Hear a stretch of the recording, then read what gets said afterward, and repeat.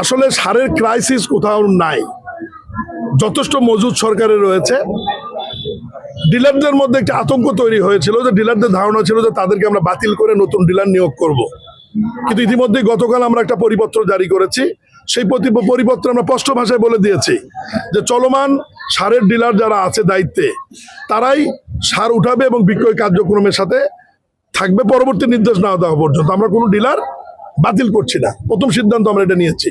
দ্বিতীয় সিদ্ধান্ত, আমি কৃষকদেরকে অনুরোধ করব যে আলু রোপণ এবং রবি শস্য রোপণের জন্য অগ্রিম যারা টিএসপি, ড্যাপ বা এ ধরনের সার অগ্রিম যারা কিনছেন তারাই এই আতঙ্কটা তৈরি করছেন। এটা অগ্রিম কেনার দরকার নাই।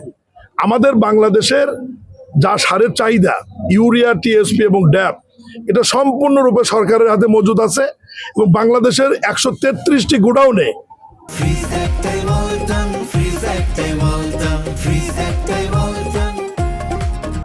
এবং বাফার গোডাউন যে রয়েছে 33টি, টোটাল গোডাউনে আমাদের সার ভরপুর মজুদ আছে।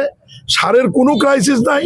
শুধুমাত্র কিছু কৃষক আলু এবং রবি শস্যের জন্য অগ্রিম সার কিনতে গিয়ে এ ধরনের সমস্যা তৈরি হয়েছে এবং দুই একজন ডিলার যারা সার উঠায়নি বা উঠিয়ে মানুষের মধ্যে বিতরণ করতে দেরি করেছে তাদের বিরুদ্ধে আমরা ব্যবস্থা নিয়েছি।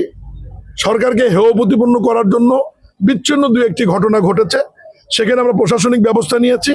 তবে আমি আপনাদের মাধ্যমে দেশবাসীকে এবং কৃষক সমাজকে আমি নিশ্চয়তা দিতে চাই যে যারা ডিলার আছে বর্তমান, এই ডিলারদের মাধ্যমে আপনারা সার পাবেন। সারের যথেষ্ট মজুদ আছে, সার অগ্রিম কেনার কোনো প্রয়োজন নাই।